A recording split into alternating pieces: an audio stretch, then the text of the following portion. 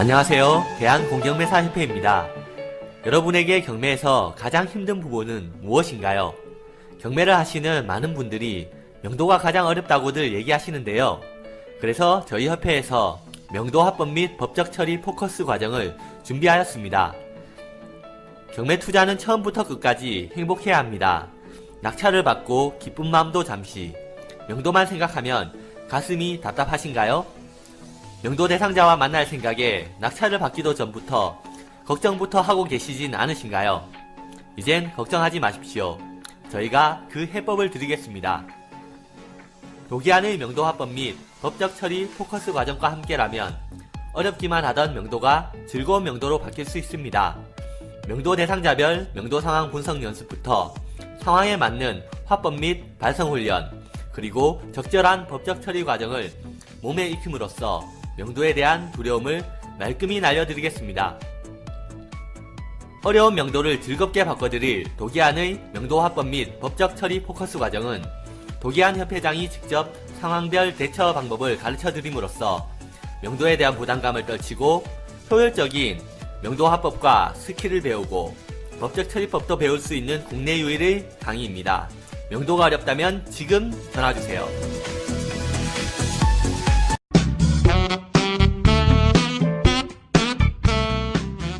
본 방송은 전 국민의 가난 탈출을 목적으로 합니다.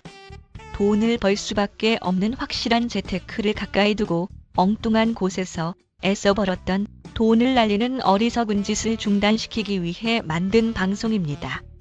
법원 경매와 공매 지식은 물론 경제 상식을 주로 다루며 일방적 지식 전달이 아닌 쌍방향 소통을 중시합니다. 그리고 이제 그 아래 칸에 보면은 법원 경매하고 공매 비교해 보시면요. 아까 처음에 말씀드렸던 것처럼 공매는 자신이 직접 떼야 되는 서류가 많다 보니까 사실은 투자자들의 어떤 그 관심에서 살짝 멀어져 있습니다. 그 말은 뭐냐면 조금만 공부를 하고 내가 그 컴퓨터 활용 능력이 발달한다면 많은 기회를 건질 수가 있다라는 반증이죠. 즉 블루 오션이 되겠습니다. 그렇죠? 우리가 뭐 장사할 때 야, 이 동네에 딱 보니까 피자를 안 먹네. 여기 피자가 없어. 피자집 열어야 되겠어 하면서 블루 오션이라고 하잖아요. 그런 것처럼 지금도 세월이 많이 흐르고 권리 분석 가르치고 공부하고 투자자들이 많아도 공매는 아무래도 그 확대되지는 않더라고요. 이 속성 자체가 별로 어렵지도 않는데 앞으로 만약에 경매가 인터넷으로 입찰을 보면 공매는 인터넷 입찰이에요. 경매는 현장 입찰이죠. 법원에 가서 이렇게 직접 돈질을 하는 것이죠. 그러나 공매는요, 그 온비드 사이트, 아까 그 사이트에서 바로 그냥 거기서 인터넷으로 입찰을 하고 거기에서 돈을 입금시키는 구조로 합니다. 그러니까 집안에서 입찰을 본단 말이에요. 그러니까 나중에 만약에 경매가 온비드처럼 인터넷 입찰로 바뀌면은 어떨까요? 경쟁률이 늘까요, 줄까요? 네? 는다. 또 준다. 주면 왜 줄까요? 그쵸. 서류도 떼야 되지만 아무래도 돈을 가진 사람은 나이 든 사람이에요, 젊은 사람이에요? 나이 든 사람들. 근데 온라인으로 시험을 봐버리니까 어떻게 됩니까? 아무래도 약해져 버리죠. 관심도가 지금보다는 떨어져 버리네. 그렇게 돼버리는 거예요. 근데 그래서 사실은 저는 경매를 인터넷으로 해야 된다는 주의죠. 왜냐하면 경쟁률이 떨어지면 어떻게 됩니까? 기회가 생기잖아요. 그렇게 됩니다. 그래서 사실은 또 젊은 사람들이 온라인 진짜 많이 못하는 사람도 많거든요. 그러니까 어찌됐든 인터넷이 98년도, 96년도 막 나올 때 그때 막 그 미래학자가 예언을 한 게 어느 나라든 인터넷을 하는 인구가 상류층을 차지한다라고 얘기를 했었어요. 지금은 스마트폰 자체에서 인터넷을 여러분들이 들고 다니시죠? 손안에서. 그래서 모든 정보들이 거기서 이루어지죠. 근데도 지금도 전화기로만 쓰는 사람들은 정보에서 좀 처질 수밖에 없는 겁니다. 그래서 다른 사람들은 2만원짜리 15,000원에 할인받아 사는데 혼자서 22,000원에 사고 막 그러기도 하죠. 그러니까 이제 거기서 손실이 계속 까이는 거예요. 무조건 요즘에는 여러분들은 인터넷에 익숙해지셔야 되는 거예요. 자, 그렇게 돼 있고요. 그 뒤쪽에 보시죠. 요거는 이제 끝나시고. 뒤쪽에 이제 공매라고 하면은 공매 재산의 유형이라는 게 있습니다. 네 가지죠. 압류재산, 국유재산, 수탁재산, 유입자산. 이렇게. 사실은 이 네 가지를 안 외우셔도 되는데, 그래도 들은 적 있다 정도만 학습을 해 놓으시면 도움이 돼요. 그죠? 압류재산이라면 느낌상 압류 안 좋죠? 국세와 지방세, 체납으로 인해서, 지방자치단체나 세무서가, 그 채무자, 그러니까 체납자의 재산을 압류를 해가지고 팔아치우는 기관이 여기 온비드입니다. 그걸 압류재산 이렇게 표현을 합니다. 압류재산. 자, 압류재산은 뭐가 체납됐다고요? 세금. 예, 세금 체납이다. 이렇게 기억을 꼭 하십시오. 국유재산이라고 하면은 일종의 이제 공유재산, 국유재산 이런 게 국가재산을 말하는 거예요. 국가재산을 매각도 하고 임대도 합니다. 그래서 임대입찰, 저 같은 경우도요, 처음에 이 경매 사업을 시작할 때, 두 번째 사무실을 국유재산 임대입찰로 저기 서초동 법원 앞에 한 40평짜리를 받은 적이 있었습니다. 그래서 한 1600인가? 그때 줬어요. 자, 그러면 1600을 줬다. 그럼 이 1600이 어떤 걸까요? 임대입찰이에요. 1번 보증금이다. 돌려받는다. 2번 월세로 다 까여서 없어진다. 1번? 2번입니다. 그러니까 우리가 이제 민간인들이 사무실을 렌탈을 할 때는 보증금하고 월세를 별도로 주죠. 예, 그런데 국유재산의 임대입찰은 예를 들면 내가 낙찰을 딱 2천에 받았어요. 그러면 보증금을 안 준 거예요. 그냥 1년치 임대료를 선납하는 것이죠. 아시겠죠? 일종의 깔세 개념이죠. 예, 그래서 사용료만 주고 쓴다. 초창기에는 이런 게 단독주택, 아파트에도 이런 입찰이 많았습니다. 그랬었습니다, 진짜로. 그래가지고 실제로 예를 들면 5억짜리 집에 그 전세가 2억 5천이라고 한다면 그런 게 국가재산으로 임대입찰 나와서 예를 들면 3천에 잡았어요. 3천에. 그럼 월 200씩 주는 거죠. 그러면은 2억 5천은 월세는 250 수준이니까 200씩 주고도 사는 사람이 더 유리할 수도 있습니다. 그런 경우가 있어요. 즉 보증금이 없이도 살 수가 있다는 것이죠. 그런 걸 임대입찰이라고 합니다. 그래서 임대입찰의 어떤 종류로는 어떤 게 있냐면 주로 학교 매점 아시죠? 매점들. 보면은 매점들이 가끔 나옵니다. 1년에 한 번 정도 나오고. 그 다음 또 뭐가 있을까요? 주차장. 가끔 여러분들이 이렇게 길 지나다 보면은 공용주차장도 있고 또 이렇게 노면에 어떤 주차장들이 있는 거 보셨죠? 그러면서 속으로 생각을 하시기를 어떤 사람이 도대체 이런 사업을 받아가지고 할까? 궁금하지 않으셨어요? 그쵸? 저는 그런 초창기에는 어렸을 때는 야, 나도 이런 주차장 하나 얻어가지고, 직원은 하나나 둘 정도 쓰죠? 그렇죠? 대부분 자전거 타고 이렇게 관리를 하잖아요. 그러면은, 이게 주차가 요즘에 미어 터지는데, 가만히 있어도 돈이 벌리니까 얼마나 좋을까? 그런 생각을 한 적도 있었습니다. 그래서, 입찰이 나오면 연구도 하고, 분석도 한 적도 있었고요. 그러니까 여러분들 주변에 예를 들면 지하철에 있는 매점들 보셨나요? 잡지도 팔고 뭐 하죠. 꽃도 팔고 거기도 여기 온비드 공매 물건으로 나오는 겁니다. 그러니까 어떤 역은 그냥 한 평, 두 평도 안 되는 어떤 책을 파는 곳이지만 어떤 또 지하철 쪽은 보면 한 서너 평 돼가지고 거기서 라면도 파는 거를 저는 본 적이 있어요. 보신 적 있으신가요? 그런 데가 있습니다. 지하철 쪽에도. 자, 그런 경우도 임대입찰로 나옵니다. 즉, 매점 같은 경우도 어떠세요? 예를 들면 학생 수가 2,000명이면은 그 사람들이 하루에 얼마씩 팔 때 얼마가 벌린다 이 계산 나오지 않겠어요? 그렇죠? 그런 걸 가지고 입찰을 씁니다. 그래서 이제 사실상 여러분들이 생각하는 어떤 사업이나 장사라는 개념에서 볼 때 굳이 이제 대부분은 이렇게 장사를 하면은 권리금도 줘야 되고 인테리어도 해야 되고 엄청나게 큰 돈을 쓰는데 이런 임대입찰 쪽으로 이렇게 잘 살펴보시면 의외로 괜찮은 게 있기도 하더라는 거죠. 그런 게 있습니다. 가끔 보면은 지방에 있는 그 토지 있죠? 토지 같은 경우도 이렇게 한 100평, 200평씩 빌려주고 임대 입찰하는데 뭐 1년 연세가 뭐 30만 원, 40만 원 이런 경우도 있어요. 그러니까 전원생활을 하는 데 있어서 내가 꼭 어떤 투자 목적이 아니고 내가 정말로 전원생활만 하겠다고 하면은 임대 입찰이라는 제도를 활용할 수도 있다. 너무 저가에 빌려주니까요. 이제 그런 경우도 있습니다. 공매에서는 다양한 수익하는 방법이 있어요. 지금 최근에 제가 조사했던 것 중에 하나도 여수에 있는 건데 거기에는 한 2층짜리의 배드민턴 치는 연습장이었어요. 근데 이제 건물만 세금 체납으로 인해서 나온 거예요.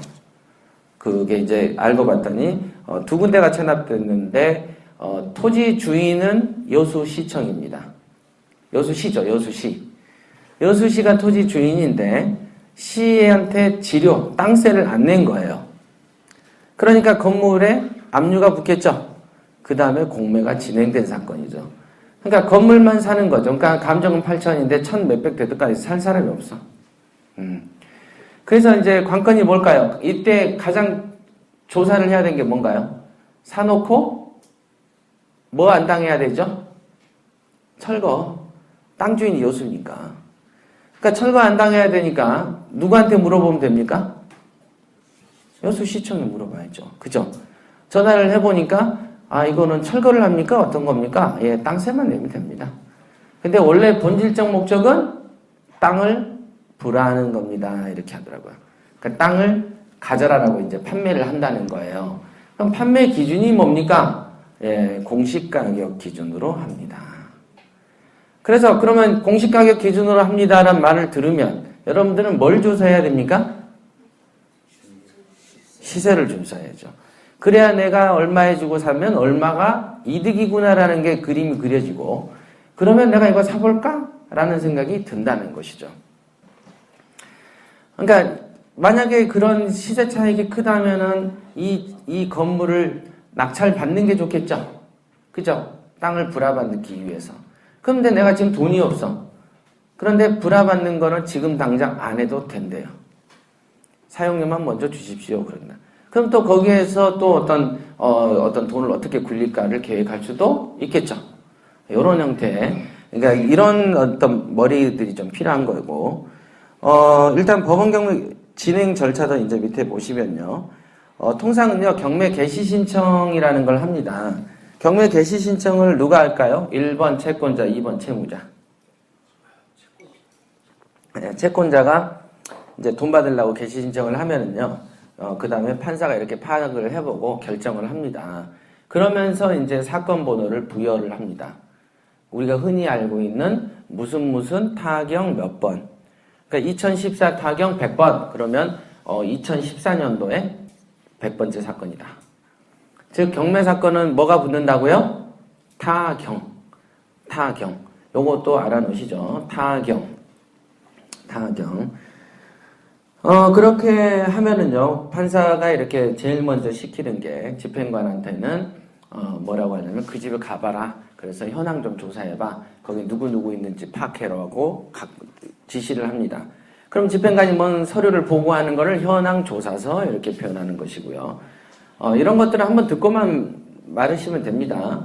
그 다음에 어떤 이제 그 물건에 대해서 자세히 적으면 매각물건 명세서라고 하는 것이고, 그 다음에 집행관한테는 현황을 조사를 시켰으니까 또 한 명의 그 어떤 사람인 감정평가사한테 야, 거기 가서 그 물건이 얼마쯤 하는지 알아와라고 시켜야 되지 않겠어요?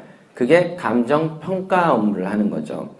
그러면 그 감정평가사가 조사해온 그 시세를 가지고 판매가 이루어지는 겁니다.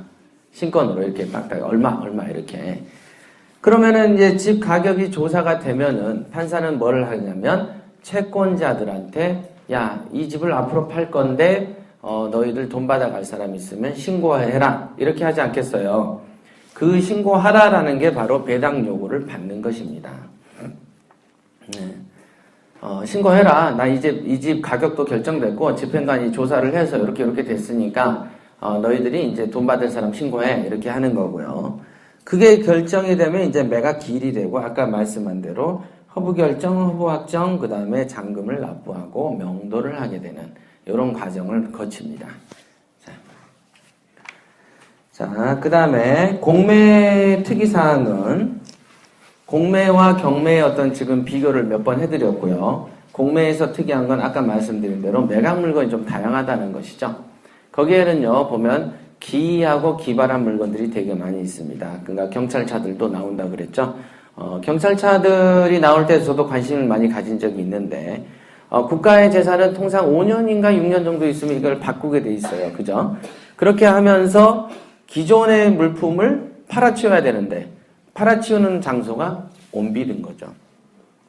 예. 그래서 이제 그런 물건들이 되게 많고, 뭐 주식도 있어요. 주식도 팝니다, 거기에. 그 다음에 이제 뭐 옛날에는 선박도 있었고요. 그 다음 비행기도 이제 헬리콥터도 본 적이 있습니다.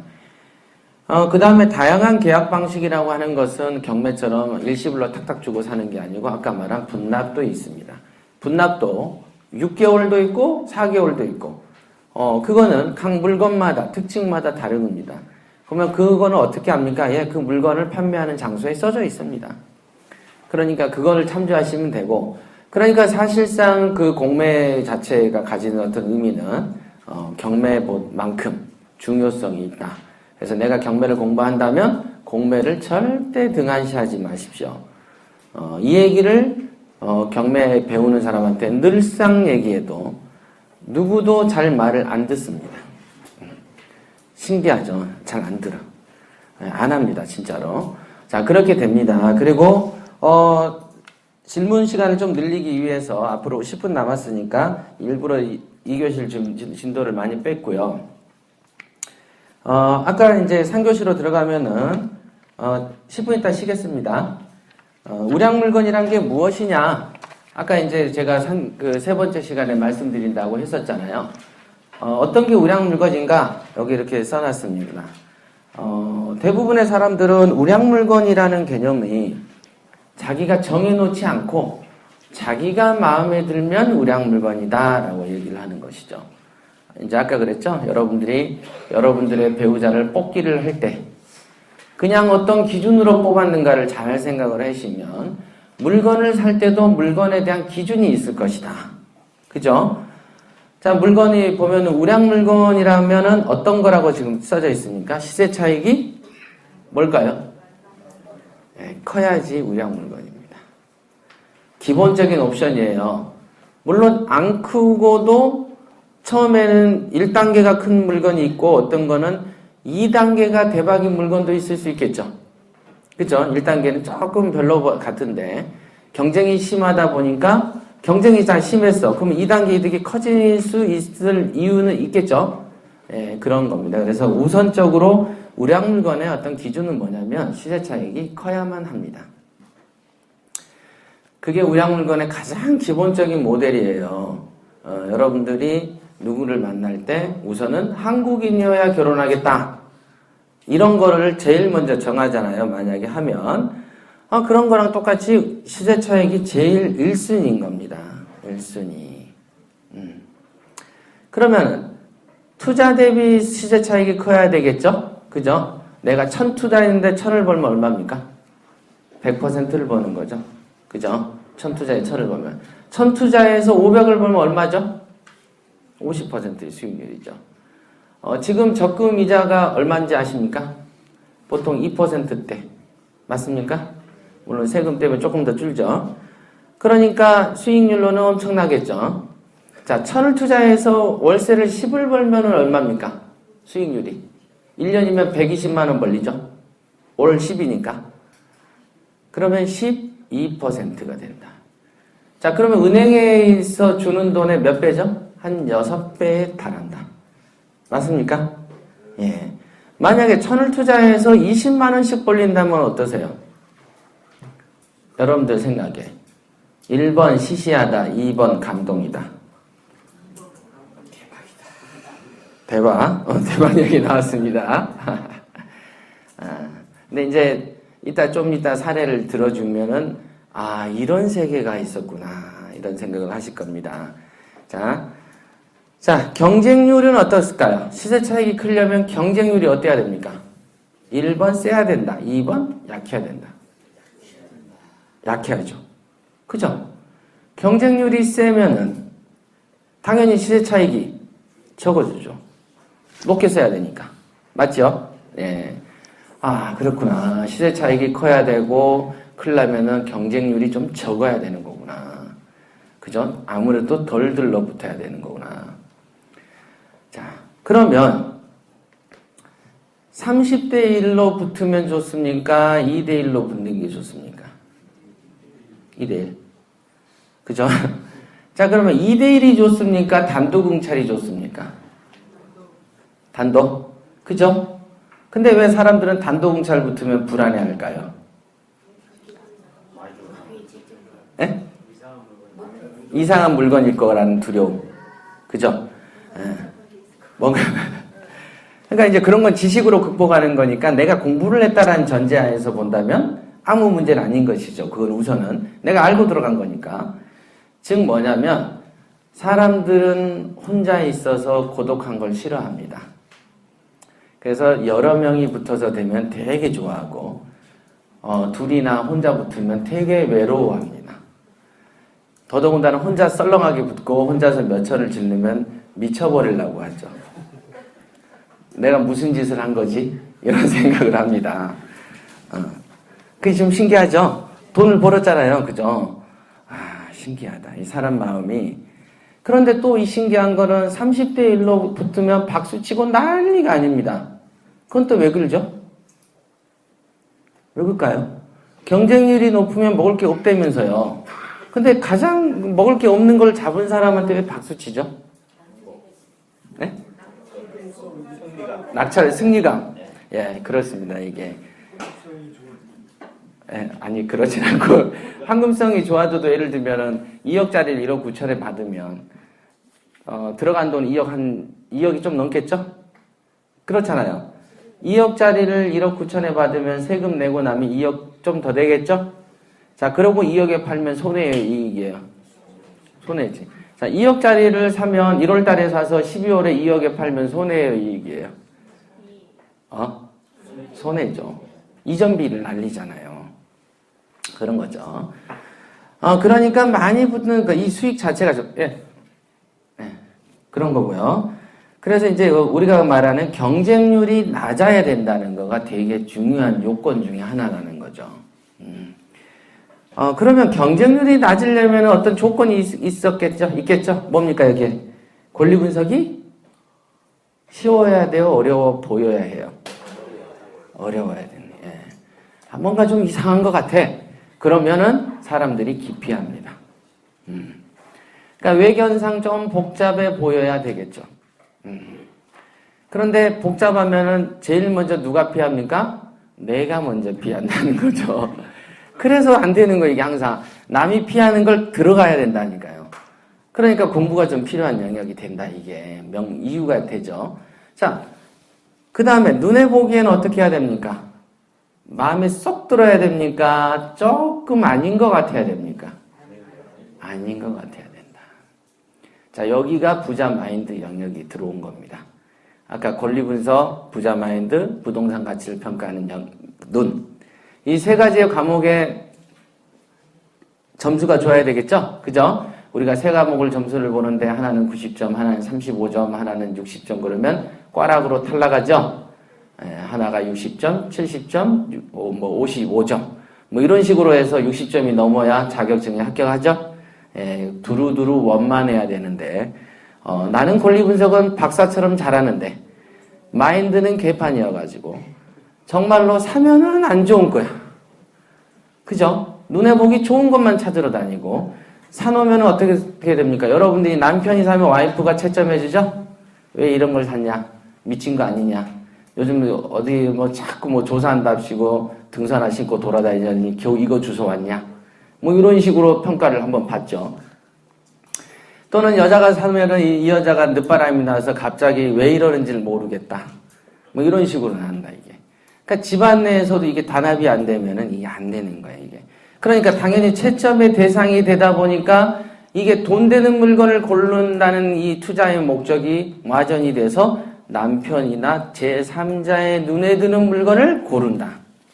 맞습니까? 네. 그러니까 목적이 전도돼 버리는 거죠. 그러니까 투자의 목적이 분명하지 않는다, 대부분. 자, 그러니까 눈에 보기에 안 좋아야 되는데 대부분은 어떤 경우는 이런 적이 있어요. 지하철이 앞에 들어와요. 정보가 다 노출돼서 경쟁도 심했어요. 10대 1로 겨우 붙었어.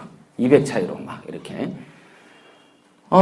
그랬으니까 좋은 일이죠. 그랬는데 그분이 이제 그 지하철 역장이에요. 근데 금요일 날은 정말 감사합니다. 제가 참 전생에 복을 이렇게 많이 잊어서 붙었는데 라고 했는데 주말간에 와이프랑 그 집을 갔다 오고서는 월요일 날 잔금을 안 치르겠습니다. 왜요? 와이프가 봤는데 이런 집을 돈 주고 샀냐라고 물어보더라. 왜냐? 빌라에 계단을 올라가는데 밖에 보면은 작은 빌라들은 보면은 복도가 좀 깨끗해요, 더러워요? 더럽죠. 막 집 앞에 뭐 또 막 내놓잖아요, 막 내놓고 그래요. 그러니까 이놈의 집이 너무 이렇게 딱 들어가는 순간부터 불쾌한 거야, 그냥. 더럽고 계단도 좁은 거죠, 막. 알죠? 그러니까 왜 이런 걸 돈 주고 샀냐, 이렇게 하는 거예요. 그러면 그 지역이 재개발 지역이고 지하철이 들어온다고 했으니까, 자, 재개발 지역은 깨끗해요, 더러워요? 더럽대요. 온 나라가 뉴타운 재개발 재건축에 꽂혀 있을 때 뉴타운 지역은 더러운 지역이죠? 그죠? 그러면은 그곳이 돈이 된 줄 알고 덤빈 거 아니겠습니까? 그리고 재개발 지역으로 지정이 된 줄 알고 샀으니 당연히 자기 눈에 마음에 안 들지. 그 동네 사람도 마음에 안 들어서 다시 재개발 한대잖아요. 그죠?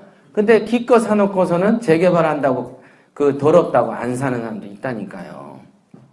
그러니까 이제 저는 이제 사람을 많이 겪어봐서 진짜로 희한한 사람들을 많이 봤어요.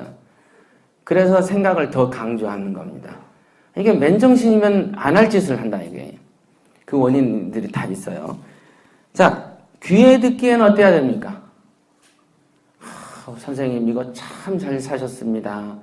어떻게 이런 물건을 잘 샀습니까? 라는 말을 듣는 게 좋아요. 아이고, 이런 걸 왜 사요? 이런 거. 요즘에 이거 거래가 전혀 없어요. 라는 물건을 사는 게 좋습니까? 2번이다, 이게. 자, 여기서는 맞추는데, 정작 여러분들을 물건을 이렇게 현장에 싹 가서 조사하시고 한번 만나시죠? 이렇게 해가지고, 자, 이 물건이 어떻든가요? 한번 들어가 보실랍니까? 그러면 죽어도 안 들어갔네. 마치, 도살장에 끌려가지 않으려고 소가 발버둥 치듯이. 돈이 되는 곳으로 끌고 가려고 하면 죽어도 안 간다, 이게. 진짜 안 간다니까요. 수십 년 동안 돈을 피하는 게 몸이 습관이 되다 보니까 본인도 모르게 돈을 피해 있어. 그렇죠. 뭐가 휙 날라오면 야구공 던지려고 하면 우리가 어떻게 됩니까? 몸이 본능적으로 움츠러들면서 눈을 질끈 감죠? 그런 연습 어디 학교에서 배운 적 없잖아요. 근데 다 한다, 이거. 피하는 연습을 너무 많이 했다. 돈 피하는 연습을. 오랫동안 하다 보니까 그렇게 됩니다. 자, 명도는 어때야 돼요? 명도도 어려워 보여야 된다. 왠지 모르게 명도를 하러 가면은 집을 문을 열면은 호랑이 문신을 한 형님들이 앉아 있을 것 같아. 자, 그런 느낌을 갖기도 한다는 것이죠. 그러나 상식적으로 보세요. 지금 대한민국에서 경매가 끝나가지고 집을 안 나가고 거기서 사는 사람은 없습니다. 없어요. 아까도 말씀드렸죠. 국가가 여러분들이 불안해할까봐 호객행위를 하려고 뭘 만들었다 그랬죠? 인도명령이란 간이한 제도를 만들었다. 기억나시죠? 그 제도를 해가지고 안 되면은 국가의 기관을 동원해서 강제 집행이라는 것도 만들어낸다. 자, 여러분들한테 여러분들 모르게 뒤에 패키지로 낙찰받는 순간 허리춤에 권총을 한 자로 채워준 겁니다. 필요하면 유사시에 써라고. 근데 자기가 권총을 찬 줄 몰라. 우리 왜 영화 보면 총 들고서도 덜덜 떨다가 뺏긴 경우 있죠? 딱 그 짝인 거지. 그러니까 총도 있으면은 자꾸 쏴보는 연습도 좀 해야 되는데, 경찰들 가끔 그러잖아요. 쏴보는 연습이 부족하다 보니까. 어떻게 합니까? 쏘면 꼭 다리나 허벅지를 쏴야 되는데 머리를 쏘거나 심장을 쏘는 게 연습이 부족해서 그렇다. 그죠? 그러니까 이왕에 이제 어떤 제도가 갖춰져 있다. 그 얘기를 이제 예로 드는 겁니다. 자, 여기까지 하시고, 5분만 쉬시죠? 3교시니까.